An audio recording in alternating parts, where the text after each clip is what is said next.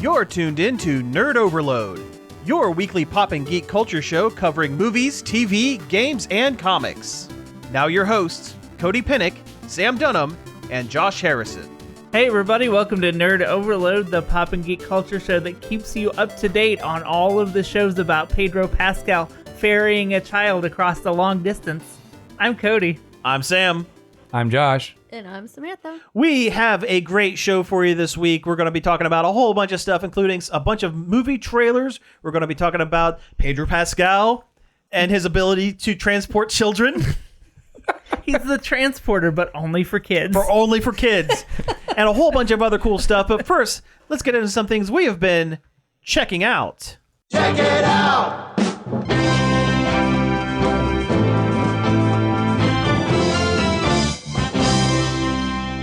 What are you waiting for? Let's go Gramble. Let's go Grambling, guys.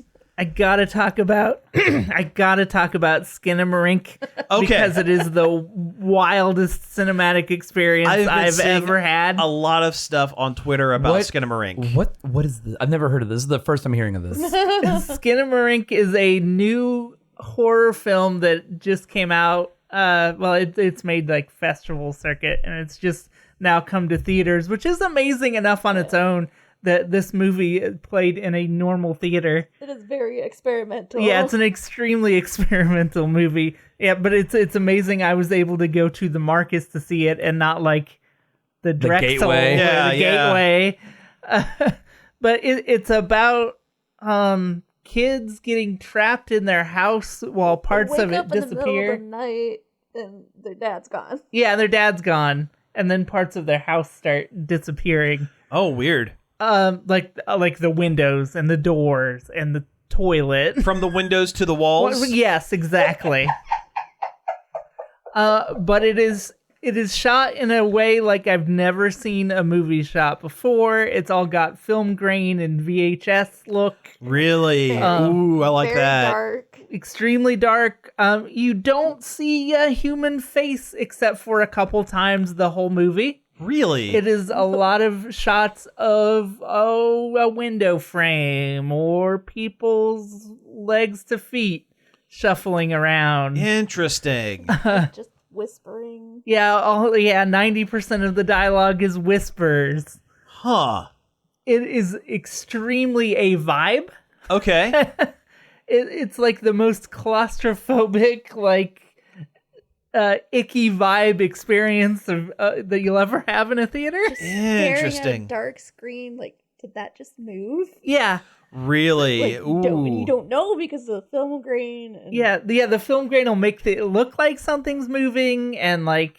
it's like, is that a face? Like, what? It's like being a kid, you know. In the dark by yourself. Yes, Where your brain plays tricks on Yeah, you. it captures that exact feeling of being a kid in the dark. Like the anxiety of like, and it just keeps growing. That is kind of awesome. And they use a lot of like old public domain cartoons playing in a VHS on a TV. Okay. With a pile of Lego on the floor in front of the TV. Okay, like, yeah. Which is a very formative and familiar Very familiar, I was going to say. me. Yeah. It's not for everyone, obviously. Sure. Because it is not a traditional movie. I say this sounds a lot like, like an art film It is. project. It absolutely is. It is, 100% an art movie. The story is more about the medium, like. Yeah. Huh. And the feel, the way it's more about the way it makes you feel than it is about The story, because it does not. Do not go in there looking for a full story. Okay. you got to pay attention and put it together. It So do you? still doesn't give you any answers. So do you think this You has don't like know. like a contender, like a be a contender, like for like a big like cult kind of following kind of thing? And it was fun when the movie was over and the reactions from the people that did not get it. Mm-hmm. Because they basically sat there for 2 hours watching door frames and ceilings and didn't, think about what they were seeing. Right, yeah. The one guy goes, well, I wasn't scared. And it's like, I don't think that's the point. yeah, it's like, well, The point is the vibe. Yeah. The point is the vibe. Interesting. it's like, Very well, interesting. nobody asked you if you were scared. So that kind of makes me think maybe you were. Maybe a you little were. scared. Yeah. Doth protest too much. Yeah. Yeah. So yeah, interesting. I don't typically watch the horror movies that I watch are typically the cheesy bad ones that you laugh at. Yeah, the cheesy fun ones. The cheesy fun ones. I don't typically go for legitimate horror films, especially in theater, but I actually might. I say that, and I won't, because it's me, and that's who I am, and I'm fine with that. But I am very much you've considering. Come to terms with that. I've come to terms with the fact that I'm going to say that I do a lot of things and then don't. That's just how I feel like that's just adult life. it is. Well, it is, but the point being, I'm actually considering seeing this one in theaters, despite how much this is not my jam typically. Yeah, just because of the vibe and everything. But I like the idea of like using like primal emotion to like push your artistic agenda. I think that makes. See, that's the thing. I'm not a huge horror movie fan, and I'm definitely not into gore, and I'm definitely not I'm not like a slasher movie guy, and that's like 95% of horror movies anymore, just bad slasher films. We're going to talk about one of those after the break. Yeah, true. But I'm always a big fan of like suspense and cerebral horror. Yeah, things that make you feel, things that make you think, things that make you uneasy. That's the stuff I like. This is 100% will make you feel uneasy. Gotcha. Like it's nostalgic and surreal at the same time. Interesting. So hard to describe. Like you said, it's a vibe, and you can't describe a vibe. Yeah. You can only feel a vibe. You can only feel the vibe. And I would see it in a theater if you can. I think it's a better experience that way. It seems. Because you're in a dark room. You can't. Yeah, I mean, you can leave, but you've paid money. Yeah. So you don't. You There have minimal distractions. Yeah. Where if you're watching it at home, you're on your phone. You're working on a project. Yeah. You're doing this, that, or the other. You're falling asleep. If you're me, you're falling asleep. Exactly. That sort of thing. Or you're like, man, I want lunch, but yeah. That kind of thing. And if you're in danger of falling asleep, you probably will with this one. Because really? It's very quiet and very kind of... really slow. Yeah. Slow, okay. I've seen a lot of people complain that it's too long, but maybe it just feels like it is because it's... Slow. It's a slow burn. Because it's uncomfortable. Nobody wants to feel uncomfortable for any amount of time. Oh, no. Yeah. No. The awkward shuffle. See, yeah. That's really interesting, because I also get really uncomfortable watching things sometimes. This is just me, I guess. There are certain kinds of comedy in film. Oh, cringe comedy. Cringe comedy. Can't watch cringe comedy. Yeah, secondhand embarrassment. I get that a lot. Oh, yeah. Jordan loves romantic comedies, and the Venn diagram does overlap with cringe comedy quite a bit with romantic comedies, to the point where one of her favorite movies I can't sit and watch because I have to get up and physically move around the room because the cringe is so palpable. My mom can't watch a lot of Ben Stiller movies because of secondhand embarrassment. Oh, he's embarrassing. That's his whole career. Yeah, exactly. But yeah. No, that's fair. That's his fair. whole career. I forget what the movie is called. I'll have to look it up here in a sec. But between this romantic comedy that Jordan likes and also certain episodes of The Office will even make me Yeah, I can see that. The house party, the dinner party episode. Oh, no. I cannot watch that episode to this day because it just makes my bones want to jump out of my body. This second season of White Lotus that we've watched, I get secondhand anxiety because it deals a lot with cheating. Oh yeah, and I get secondhand anxiety from these situations that the couples are in. Yeah, that would make me uncomfortable. Yeah. I'm gonna get uncomfortable just thinking about it. Oh man, yeah, just thinking about some of these things. It's just like, it's like with Nicole. Like, she watches a lot of these YouTubers, and they kind of react to cringe, either from TikTok or Twitter or Facebook, and it's like, man, it took you 2 seconds not to post whatever you just posted. Yeah, but you still did it anyway. The movie is called Man Up, and it stars Lake Bell and Simon Pegg. And I've tried on multiple occasions, and I can get about 10, 15 minutes into it, and it is so embarrassing that like secondhand embarrassment takes over, and I have to move out of the room. Poison Ivy and Scotty? Yeah, Poison Ivy and Scotty. And from what I hear, it's a great movie, but I can't watch it. I can't do it. Actually, if you're not sure about Skinamarink, the movie's director did a short that's apparently very similar on his YouTube channel. Oh, interesting. Bite-sized Nightmares. It's called Heck. So maybe give that a shot. Okay, might have to do that. Yeah. Yeah. Might have to do that before going into it. Interesting. Okay, cool. Well, it's one thing I checked out. I can't remember if I've talked about it on this show before or not. I very well could have, and if that's the case, I'll go quick. I watched a documentary on the Kids in the Hall. That's on Amazon Prime. Yeah, I think you did. I did, yeah. It's still a very good documentary. I feel like it's been a minute since you've talked about it, though. So basically, what it does, they made this 2-part. It's about an hour long altogether. It's like 2 35-minute episodes. It came out when the new season. It came out when the new season came out, and it basically documented the formation of the Kids in the Hall all the way up through today, and it was featured very heavily with them performing live shows at the Reveille in Toronto. I think it was Toronto. It was somewhere in Canada. They're extremely Canadian. They are extremely Canadian. But it kind of showed where they kind of came from, and then working on the show and getting hooked up with Lorne Michaels. And their very troubled movie. Their Brain Candy? Yeah. Yeah. I forgot about that. Everyone does. Brain Candy it's interesting. I've seen Brain Candy, and it's interesting.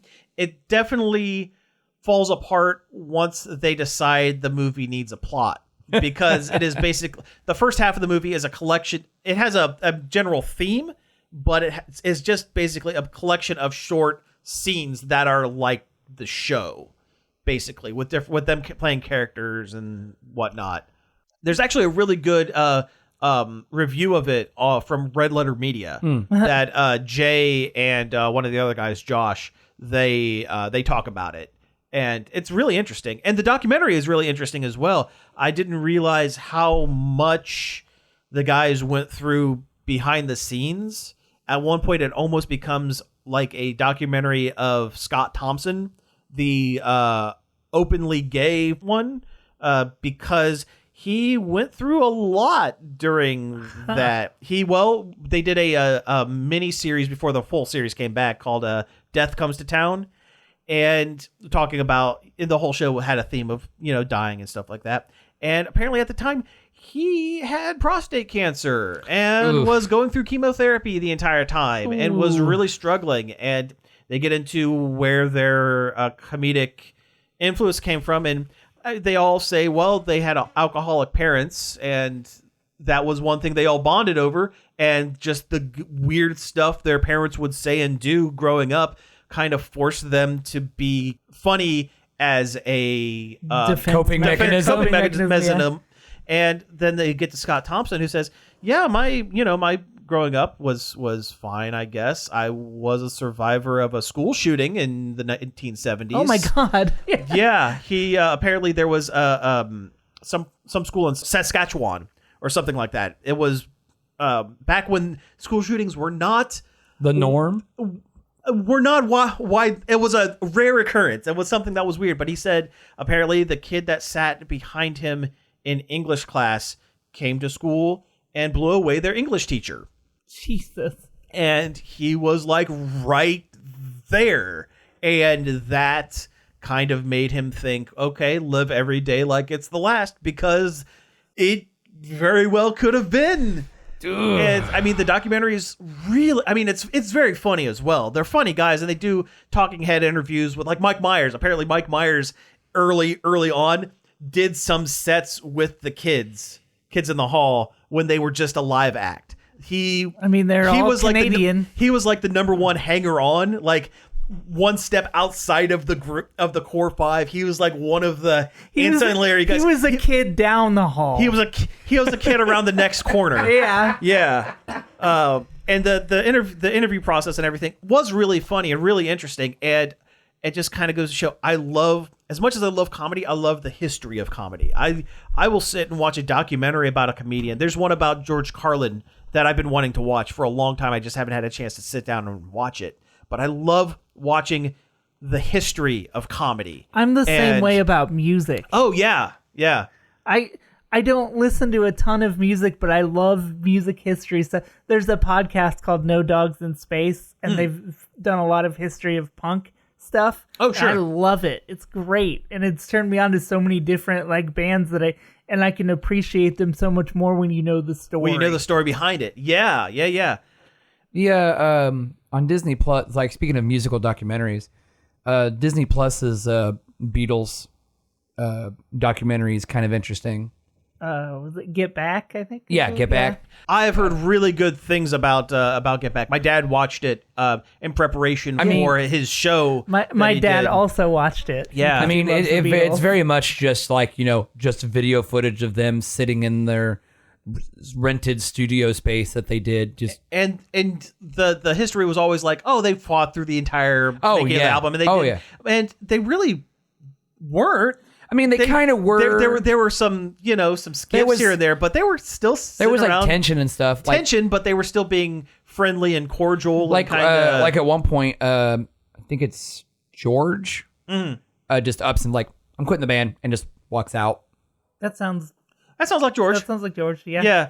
And I'm sure Ringo was just sitting behind his drum sets, going, "Come on, guys, let's play a song." Yeah, like Octopus's Garden Part 2. I've written a song. I mean, there was a lot of times where they're sitting there, but it's kind of neat, like seeing them, like them and like one of the other guys, like kind of sitting down and like playing part of the song. Was it Billy Preston? It might have been. I think African American guy. No. Okay, he was a longer haired white guy. Okay, because the unofficial fifth Beatle was Billy Preston, who is this blues and rock and blues musician. Yeah. Who basically, Dad was telling me about this. Apparently, he was on the rooftop with them in that rooftop live performance, their last live performance. That iconic. He was kind of off to the back playing piano, and he basically would come into the studio and would the Beatles would start playing, and he would just join in and just start joining in, and it worked 100% of the time. So he was like the unofficial fifth Beatle. Josh, what have you been doing this week? Well, the first 4 episodes of Velma on HBO Max. Oh boy. I watched the first one, and that was enough for me. Yeah, I don't know. I can't tell if we're hate watching it or not. Yeah, because I mean, there are good parts of it. It feels weird because it's definitely a adult animated focused take on these somewhat familiar characters. Sure. Even if maybe they have destroyed what makes those characters.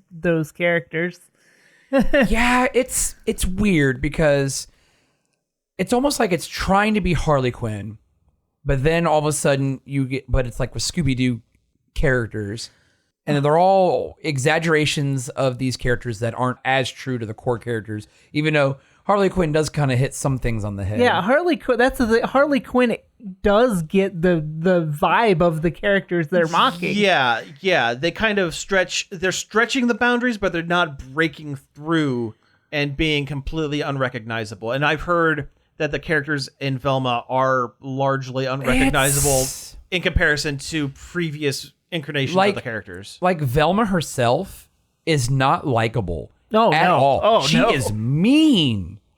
Yeah, she's like Daria if Daria was a jerk. Yeah. I have heard, and this is all rumor, so take this as such, but from what I have heard, the creators of the show originally were not planning for it to be a strict Scooby-Doo thing. It was going to be something done in a Venture Brothers style vein where it wasn't... they were pastiches of the characters, but not actual. And it was HBO and Warner that came to them and said, "No, use the characters. You can't. Yeah. We can't sell the show unless you use the characters." And it was retrofit into that. But the idea was it was going to be more like they had different names, but you go, "Oh, this is a wink and a nod to Freddy, and this is a wink and a nod to Velma." But they ended up using the characters and they made it worse for it. Yeah. I can't believe how many people I've seen that are mad that Scooby-Doo's not in it. That's not the point of the show. Exactly. Like, Scooby-Doo was always the least interesting part of Scooby-Doo. Yeah. There is a funny bit in one of the episodes where Velma, I think it's Velma's on the internet or something, watching something, Norville, the Shaggy insert. Yeah. He has a snack. He has a snack review. I don't know if it's like a live thing or like a YouTube thing or a Twitch thing. He has like this online thing that he does with snacks. And one of the commenters on his stream or whatever of him reviewing snacks was like Scrappy 60 something, like the year of like, or 70 something, like yeah, Scrappy 66 or something like that. Yeah. And reference to like, the date of Scooby-Doo. Yeah. And stuff. So that was kind of in there. But that really sounds like scraping the bottom of the barrel. Oh, it really for a is. nice thing to say. Yeah. I mean, it really is. Like I said, Velma's a jerk. I saw Norville's dad just looks like Shaggy with like a goatee or a beard. Sure. I saw a clip online where they had Fred in court. Yes. And they proved that he is too dumb to be a murderer because he couldn't even cut a steak. Couldn't cut up his own food, and he cried to his mom about. And that's the whole that's thing. kind of funny. The whole but also. Glenn Howerton's Cuddy's mommy. Cuddy's was funny. Well, that was funny. The whole thing is like he is so rich and so pampered that he's literally a man child. See, or a young adult child. That's funny if it were another character, but for Fred, I don't know. He was never rich. Daphne was the rich one. Yeah. But his dad is like, the joke is his dad is like the heir or the owner of this gentleman's accessories company, and like they show one of the commercials in the show. Ascot. Yeah, it's about an ascot. That is the easiest, lamest joke. I personally, my favorite. Also, his dad is like a man's man, like adventurer. Oh, sure. Like Hemingway type of guy. And this whole thing is like he's embarrassed of his son. My favorite incarnation of the Scooby Gang was Mystery Inc. And that is a good one. Fred's dad's like the sheriff in that, isn't he? The mayor. The mayor, which that fits. That's perfectly fine. I read online something that because people are talking about Scooby-Doo now because of this. Apparently in an AMA with the original writers for Mystery Inc., they wrote Fred with the idea that he was on the spectrum. That's why he was so obsessed with making traps and learning about traps, and all he wanted to talk about were setting traps and doing traps, because they played him slightly on the spectrum a little bit. Which is a cool interpretation. It's a cool interpretation, yeah. Because he's pretty... He's a nothing burger character. He's the straight man. Yeah, he's the I'm the all-American boy. And you know what? Not even that in the original cartoons. He's just a body to be he's more voice of reason. He's there to move the plot. He's there to move the plot. Yes. I mean, Velma's the one that does all the work. Yeah. Oh yeah. 100%. It's clear why he is in the least versions of Scooby-Doo. Like, he's not in the 13 Ghosts. The Shaggy-centric movies. Yeah. I mean, Daphne makes the Daphne does cut. Yeah. Velma shows up in a few episodes of 13 Ghosts. I know a lot about Scooby-Doo, you guys. But yeah, Fred is always the first one of the core gang to get cut because he's kind of a nothing burger. Yeah, but like I said, I can't quite put how exactly I feel. I mean, it's trust your instincts. Luke, turn off your targeting computer. Anyway, I don't know. Like Josh, turn off your criticism computer. No, turn on your criticism computer. I know, right? Yeah. I know. Like one of the things that really, I really don't like is just the sudden, abrupt, horrible violence. Like like I said, it's a Rick and Morty. They're trying to be they're trying to Rick and Morty it because it makes sense. Velma is the Rick. It makes sense. Yes. Yeah. Yep. Yeah, they turned Velma into a Rick. Yeah, because she's unlikable and mean to everyone. and there's no Morty to play off of. Yeah. And that's the problem. Like Norville's almost the Morty, kinda. Like he tags along with Velma a lot. But like there's a part in one of the things where Velma comes to school to try to, I don't know, take some of the hate off of her or whatever.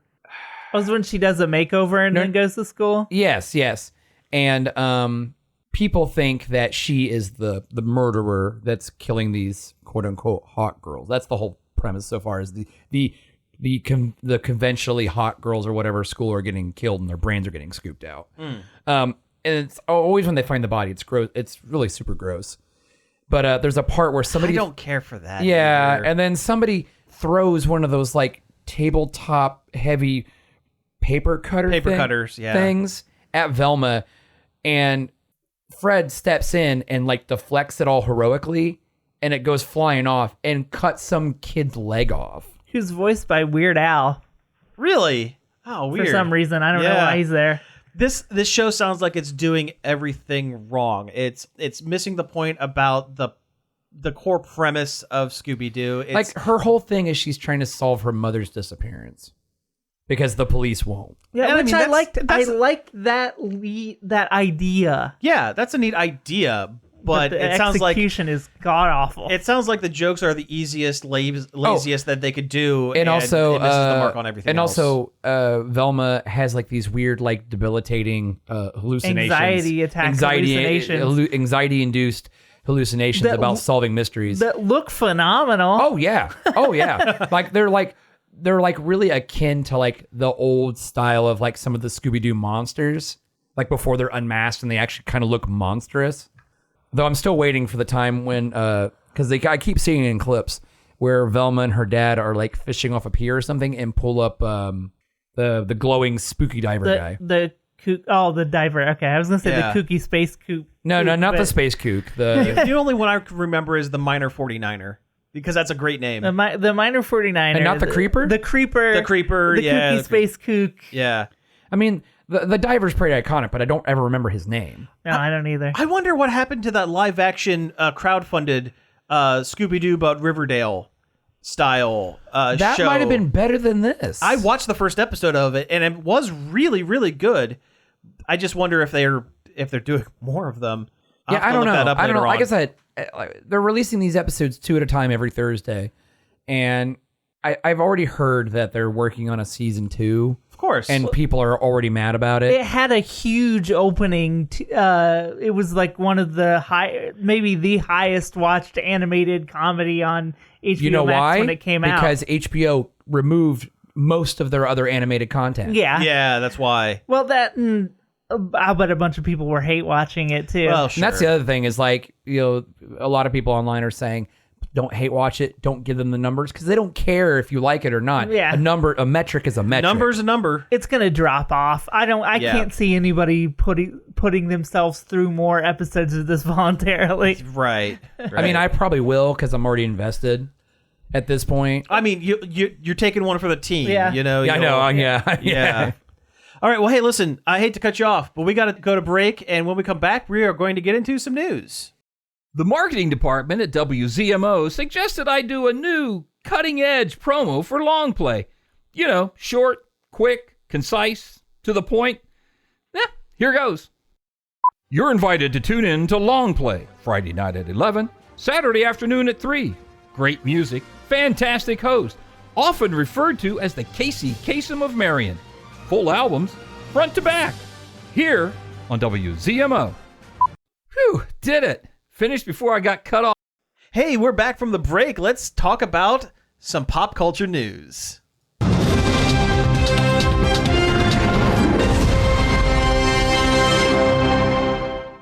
Let me say it out loud. I am the cream of the crop. Yeah, the cream will rise to the top. Oh, yeah. I just kind of closed my eyes and picked one at random. I miss Macho Man. I miss Macho Man as well. The Bonesaw. Or Bonesaw McGraw. Or the Boulder. Yeah. Space Ghost Grandpa. Oh, yeah. I forgot about that. Oh, Moltar, I stalked your grandpappy in the squared circle. He came after me with a foreign instrument. It was illegal. Oh, yeah. I actually saw, flipping through random YouTube videos at work the other day. It was a deleted scene. So they did a bunch of documentaries called Dark Side of the Ring. I haven't watched any of them yet, but there's one on Macho Man Randy Savage. It's supposed to be like, kind of like the background stuff, the stuff that... The background was just Coke. Well, yeah. And it was a deleted scene where they were talking about the voice, the Macho Man voice. His persona. Apparently, that was his real speaking voice. Oh, he had some kind of problem with his larynx, and when he was talking to you in normal, he'd just be down here like this, and we're gonna do this. I'm gonna come at you with the backflip and the pile driver and stuff. And then as soon as the camera goes on, he starts talking a little bit more theatrically, and it has like 5 or 6 different old time wrestlers all doing the Macho Man voice. Talking about, it is one of the most iconic voices in wrestling. It really is. If not pop culture. It really is. Yeah. Plus, we had, a generation of people, us, raised on the Slim Jim commercials. The Slim Jim commercials. I mean, when you think of professional wrestling from the 80s and early 90s, you think Macho Man Randy Savage, you think Hulk Hogan. If you're kind of in the know, you think Ric Flair. The Nature Boy, Ric Flair, woo! Yeah. And NWO Wolfpack for life. Wolfpack for life, yeah. Or NWO Black and White. Sting. You can sometimes Undertaker's a good one. Well, Undertaker was around for so long. Undertaker had like 40 years in the business. I know. He shouldn't have been in it that long. No, between like him and like Mick Foley. Well, yeah. Well, let's wrestle control of this podcast back.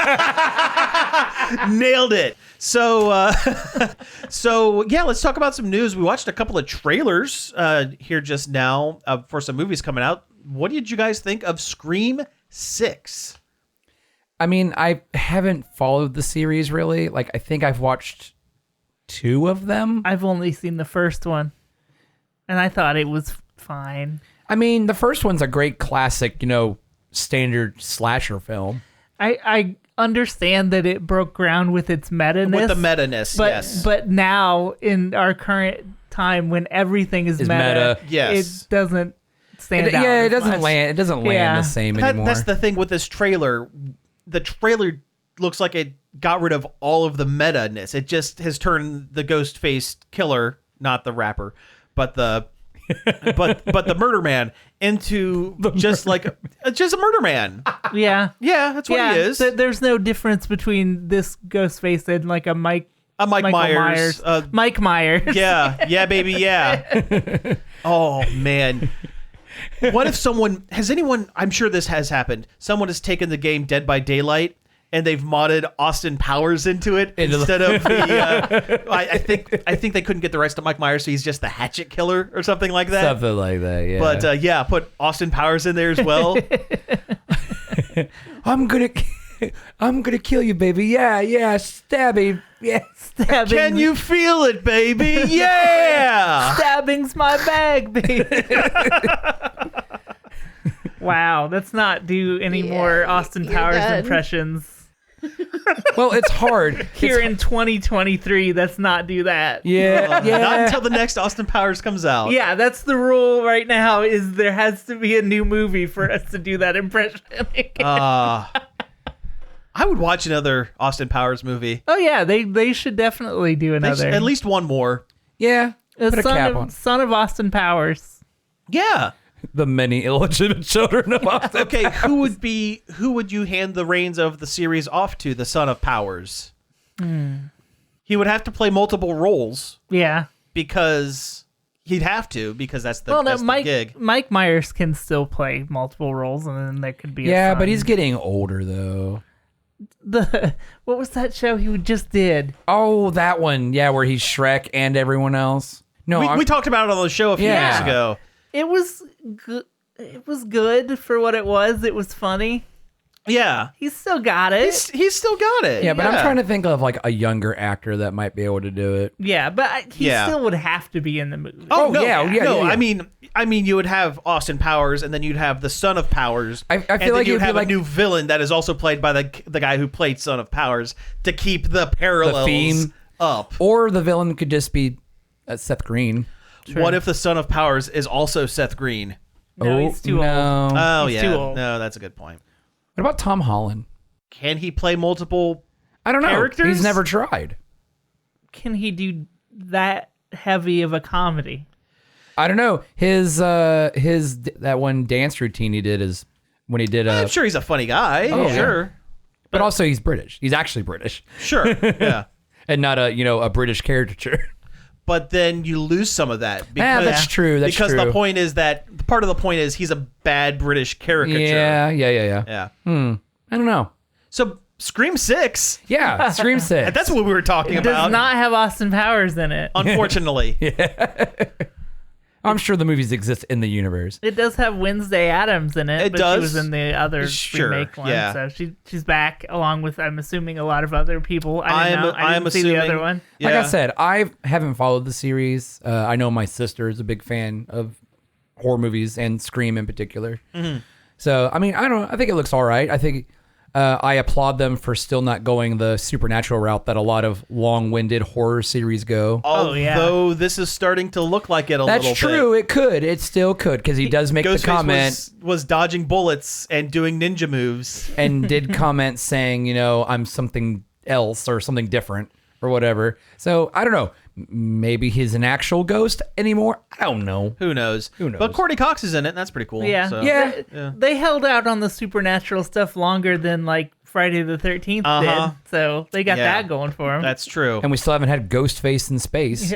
True. Oh. We watched Jason Goes to Hell on the recent Friday the 13th. Yeah. I was to say it was bad. Yeah. It was stupid, but it was fun. Yeah. He tries to throw up a worm in people's mouth. It's- Just like in all the other movies. It wasn't great. Yeah. The Necronomicon is in it for some reason. All right. So let's see. Next trailer. Let's stay with the. The Necronomicon from Evil Dead is in it. And speaking of, the Evil Dead trailer looks good, but it Evil doesn't Dead Rise. I think is it's the called name of Evil it. Dead Rise. Doesn't look particularly Evil Dead to me. No, it really doesn't. It just looks like they took a horror movie and slapped the Evil Dead name onto it. Yeah. It's like somebody looked at Smile and goes, let's do something with this. Kinda. At least the advertising. does. Definitely the advertising. It looks like a good possession movie, but not necessarily a good Evil Dead movie. Yeah. But it's being produced by both Bruce Campbell and Sam Raimi, so at least their fingers are still in it somewhat. Yeah, is this one a continuation of the remake of Evil Dead? I think it shares some characters from what I hear, but I don't know if it's a direct continuation. Again, I think it's more of along the lines of they took a script and they added a few characters in or changed a couple of names. They put the Necronomicon Ex Mortis or whatever it's called. They in threw there, that in instead of something else, and that's basically it. Which is fine. Hey, Of all the magic supernatural books out there, and they keep going back to that one. Instead of, I don't know, maybe the Book of the Dead from the Mummy or something. Other trailers, we got Renfield, which is spooky Renfield. but funny.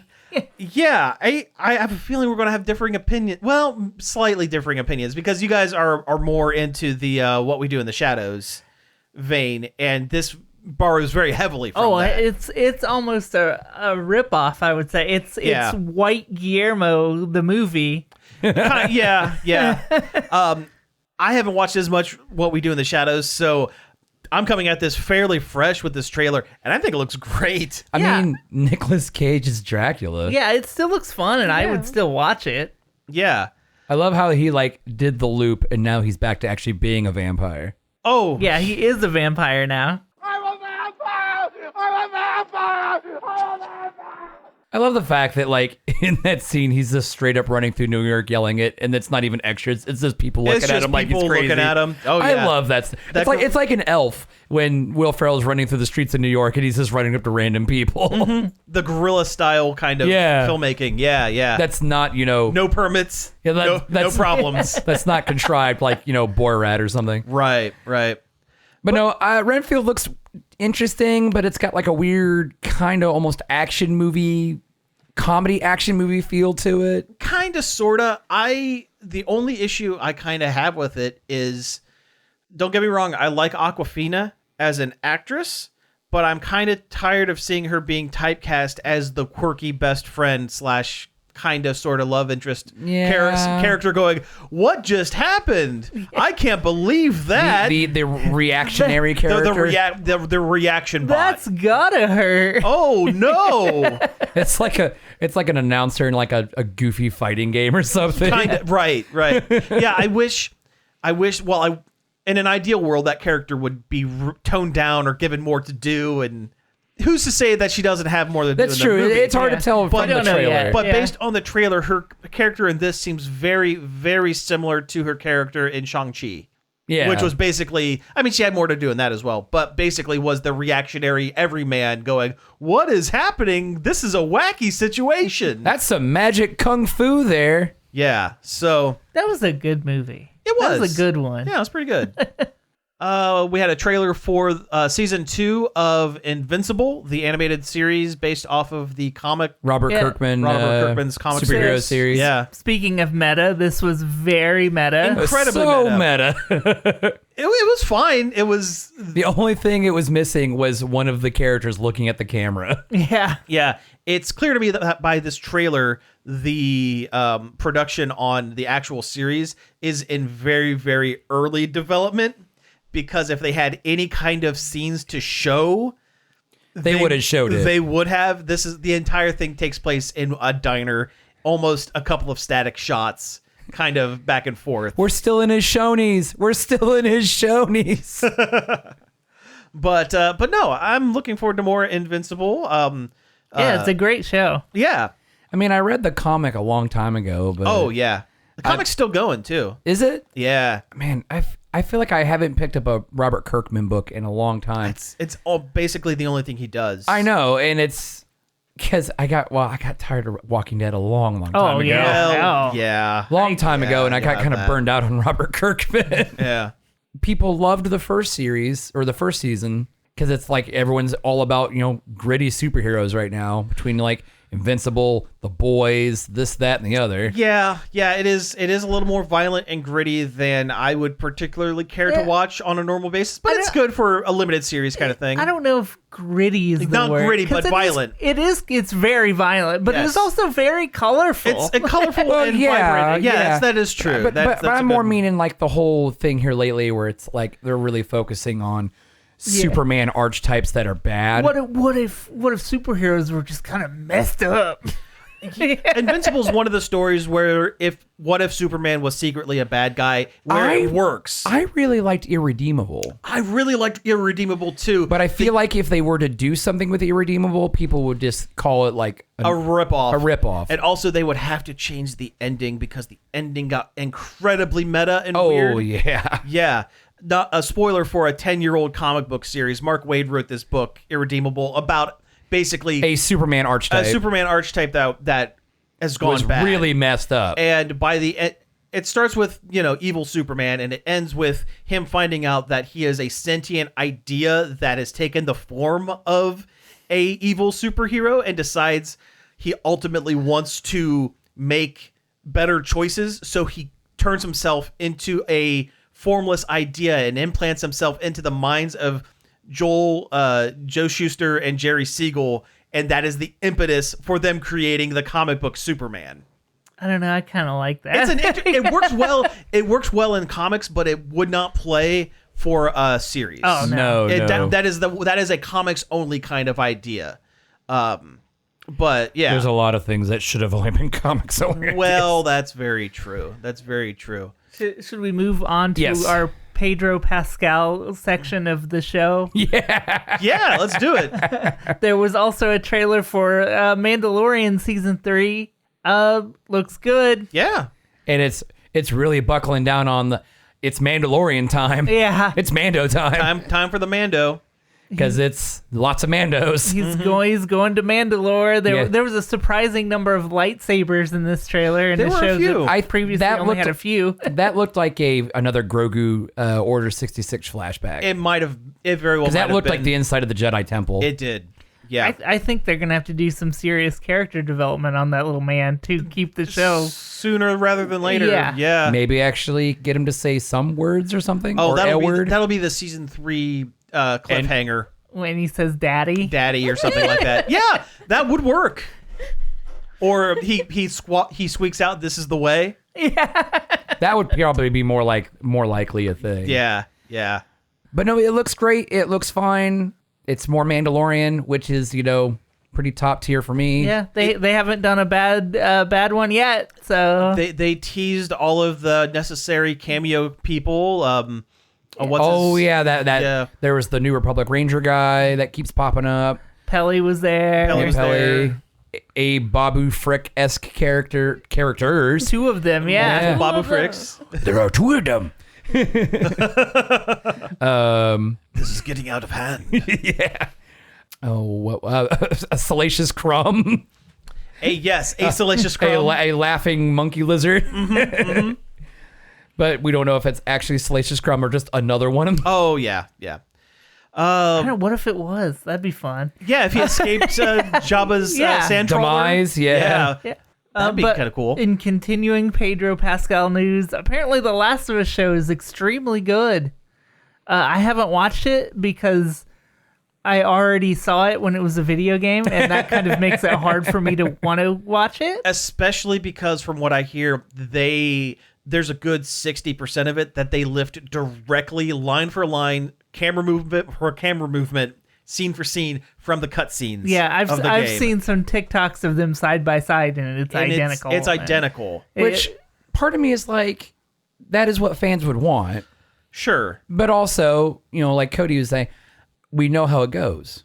Also, it makes sense that they would take it directly from the game because the game's whole aesthetic was it wanted to ape a movie or a film franchise. Yeah, the game was a TV show that you played occasionally. That you played every it's once in a not while. a surprise that it worked. Right. And this is kind of one of those snake eating its own tail kind of situation because the game was influenced by television and now the television is influenced by the game that was influenced by the television, kind of back and forth. Well, I also did see that the clicker zombie things, the fungus boys, the fun guys, those fun guys, the voice actors from the game are the ones that are making the, I don't know.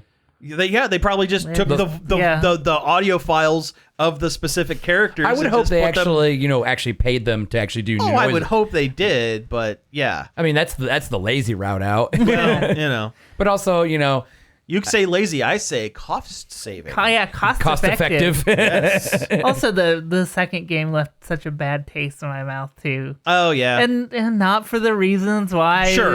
Oh yeah, right. Yeah. I've been over this before. It was a letdown because it was not written as well as I thought the first one was. Right. It just meanders forever and doesn't ever say anything, and that's where this show is gonna go. So I don't know. All right. And it's not the first video game to movie thing that was good. We live in a world where that's not that strange anymore. It's not. We had 2 decent Sonic movies. Yeah, there are a lot of articles being written about how The Last of Us is a video game game adaptation that finally worked. It broke the curse. It broke new ground. It broke new ground. No, we had Detective Pikachu was decent. Yeah. We haven't had Detective Pikachu was the first one in a long time that actually was good. Yeah. First one in a while. However, there have been plenty of video game or other media to... Castlevania show. Castlevania was excellent. Castlevania was so good. But also it was animated, so it's like it's easier, I guess. Yeah. Yeah. but still. They had a lot. They had to adapt a lot for Castlevania. That's too. true. That's true. They did. They had a lot more work in front of them than the Last of Us people did. The first Mortal Kombat movie, while not highbrow Great. cinema, is exactly what the game is. For the most part, yeah. More or less. I mean, condensed down to a tight hour and a half. Oh yeah, the But- game is like some of the dumbest bullcrap you've ever heard. And so is the movie. Yeah, and it exactly. works. So, yeah. I guess this is the first video game that's turned into prestige HBO television. Prestige, But I guess yeah. technically. I mean, that's kind of what like Kojima's been wanting to do forever. Yeah, I would be more impressed with an adaptation of Metal Gear. He's working on a Death Stranding movie. Yeah.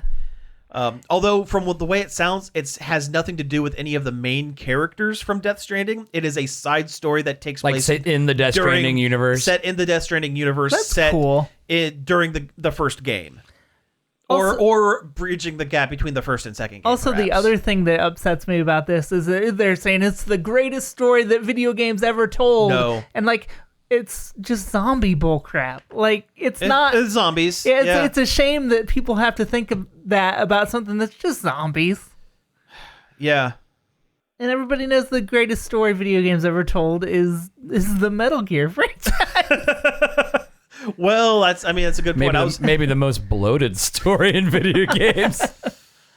Don't get me wrong. I'm a huge Metal Gear fan. I love Metal Gear. But good God. My name is Hot Coldman. let me tell you why my name is Hot Coldman for the next half hour. Oh, sad music. There's something anti-nuclear arms. There's so many Child soldiers. There's so many Final Fantasies that tell better stories than zombies. Yeah, zombies. It's kind of a done.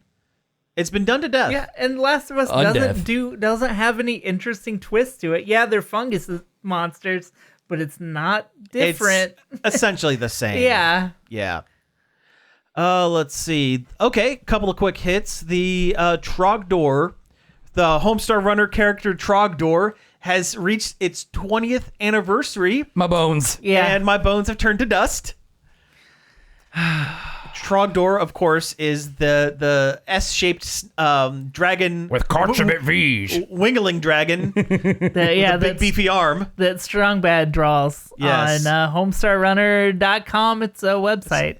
Homestarrunner.net. It's .com. .egg. .egg. Yes. So they put out a short video celebrating the 20th anniversary. It was really cute. It was a takeoff of like those old FMV style adventure point and click games. like a Phantasmagoria. Yeah. Something like that, yeah. Yeah. But no, it was fun. For us anyway, Homestar Runner was always a huge part of our later teen, early adult years. Oh, it was very formative in Our developing sense of humor. my sense of humor. Yeah, without a doubt. Yeah. As I look over at the these Homestar character vinyls, Oh, I you still have on all the shelf. vinyls. I still have them. Yep. Also, I remember when Trogdor was on the first Guitar Hero. It was one of the bonus songs, Oh, yeah. That's right. and it was so fun because it's so great. It's so, and of course there's that board game. The board game's a lot of fun. It is really good. Yeah, Yeah. I've got that too. I haven't, and I have the bonus pack, and I haven't tried them yet. Oh, the vinyl pieces. No. They put out an expansion card pack with it Yeah. that basically breaks all of the rules. Oh. And they look like Strong Bad has like taken a piece of a writing paper and taped it to the card and made up his own rules for breaking the game. Oh, it's a lot. Yeah, they're cool. I just haven't had a chance to play it. Strong Bad, I think you're cheating. Oh, Tron! I got some good news and I got some bad news about the Tron franchise. Okay, give me the good news first. They're making a new Tron movie called Tron Ares, Hooray! and now the bad news: Jared Leto is attached to more all over this film. Boo! I don't get it. Nobody likes him. Why does he keep getting lead roles in important films? Well, like- not that Morbius was an important film, but It's like that meme. Morbius was the most important film. It's like that meme with like the castle gate. They're making a Tron movie. Open the gate, but Jared Leto's in it. Close the gate. Well, I saw one with Arrested Development with George Michael saying, "This is a great day," with with Jared Leto in it, to be sad. Yeah. It's a real monkey's paw situation. It is. Well, here's the thing. Leto, whether it is a good movie or a bad movie, usually a bad movie, he generates news. He does one way generate. or the other. Yeah, I mean, I guess it does lean into that whole. There's no such thing as bad publicity. Is he gonna get so method he's gonna try to climb inside of a computer? I hope he lives inside a monitor for like 6 months. Yeah. He becomes a VTuber to learn how to become a digital human. There's interviews he did for Morbius where he's talking to a VTuber, like a Japanese interview. He had to talk to a VTuber for it. I forget who it was, but it's pretty funny. He's just like so like confused by the concept, but also intrigued. Like, I love how VTuber interviews are like a half step away from Space Ghost Coast to Coast, and what they did. That's basically what it was. Yeah, I love it. It's just like, but it's just riffing. Yeah. But also, I feel like just having Jared Leto, it just brings like the rift, you know? Yeah. I liked it better when he was just ambiguous villains, like in Blade Runner. True. Last thing we have here, and this is one close to all of our hearts. Well, maybe you guys. Dokapon Kingdom. I've never played it. The digital board game that is equal parts Mario Party, an RPG, and a friendship destroyer simulator is being ported to the Switch. Hooray! With online play. Hooray! But it's Nintendo Online Play. Yeah. Boo. And the monkey's paw curls in the second time. How many fingers? 5? It looks like pretty much a straight port of the Wii version. Of the Wii version, which is the best version of it. I and feel. like you can't improve on perfection. Like, yeah. But this game, it just continues. Nintendo just keeps reporting their own stuff. We've gotten almost to the point where every notable game from the Wii and Wii U era has been ported to the Switch. Basically, we're waiting for like a Star Fox game. Yeah. And I don't know how exactly they're going to do that. I hope they do better controls, because I hated the controls of that stupid game. They can't port that one. It doesn't. There's no way to make that work with the Switch at all. No. Or just not. Make a new Star Fox. Yeah. I'll take this. Yeah, that'd be nice. Give me something here. Yeah. Use those HD Rumble whatever that those Joy-Cons purport to have. Yeah. Or they'll make one, but you have to hold the Joy-Cons out with your arms like wings, and that's how you fly. One's in your teeth. You put one in your mouth, and the other one you have to put under your left armpit, and you hop around.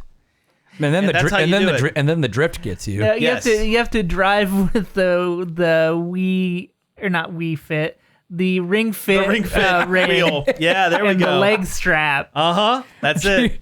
But they don't have legs. They have robot legs. They still work like legs. Yeah.